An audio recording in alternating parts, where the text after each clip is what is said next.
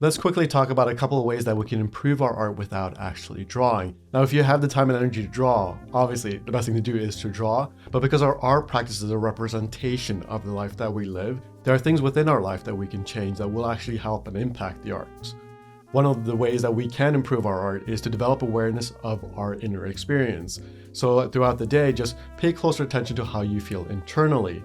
One easy way to do this is to pay attention at a specific point in your day. So for example, if you drink a cup of coffee every morning, try to make that into a practice where you pay closer attention to the experience of drinking the coffee and how you feel internally. And if you can just tap into that experience on a regular basis, it will develop your awareness of your inner experience.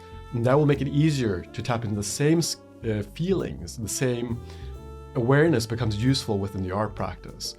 So you can just do this throughout your day. If you're someone who commutes to work, maybe as you pull out of your driveway, let that be the moment in the day where you're paying closer attention.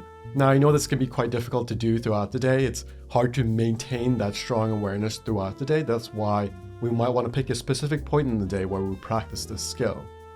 This is especially useful if you are someone who's interested in a more expressive way of drawing. If you want to make art that is intuitive, that just flows naturally from who you are as a person, this skill will become so immensely useful, and it's a skill that I wish I had practiced sooner because it changes everything, kind of. Like it really does change a lot if you are able to be fully aware of how you feel internally and how your mind is working. Another way we can improve our art is by untying emotional knots. It's so much easier to make art that is honest if you kind of like yourself. So if you have a lot of emotional baggage and you have a low sense of self-worth, it can be helpful to try to untie some of those emotional knots. Now, I understand that it is so much easier said than done. This is kind of the big mistake that I made through my 20s, where I tried so hard to control the art because of a low sense of self-worth that ultimately I wasn't able to express myself honestly. But if you are someone who kind of likes yourself, if you have a lot of self-acceptance, it's a lot easier to also accept the art because the art is a representation of you. You don't have to control it if you kind of like who you are. And those two things come together in this very beautiful way.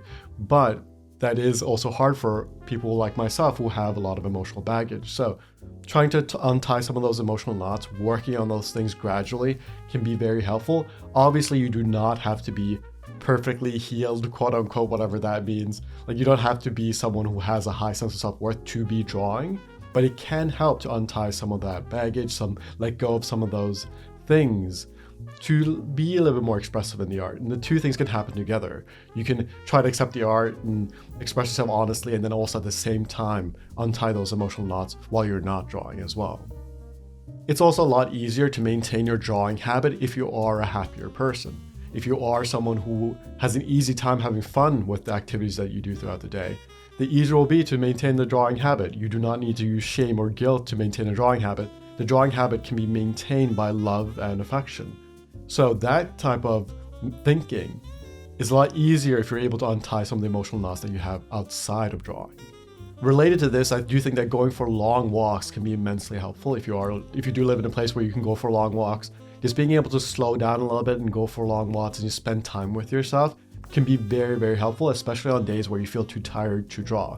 So maybe you're someone who works in an office and you sit at a desk all day. Maybe you don't want to come home and draw for many hours. But if you are able to go for a long walk where you spend time with yourself, reflecting on your life and just being aware of your inner experience, it can be very helpful to make you deeply connected with who you are as a person, and all that stuff will just flow into the art in a way that is very natural and very, very satisfying when it happens. Related to this, I do think that reading can also be very helpful because the experience of reading is very similar to drawing, at least I feel like it is, where the type of concentration that you have while you're reading is also the type of concentration that you might have while drawing. So if you are someone who maybe takes the bus to school or to work, maybe start reading on the bus if you are unable to draw, and that skill set of paying attention to a piece of paper can be very helpful when drawing. If you are interested in an intuitive drawing approach that focuses on self-expression, I have a mindful drawing course that will be linked below. We really focus in on this self-expression aspect and being more intuitive in our drawing.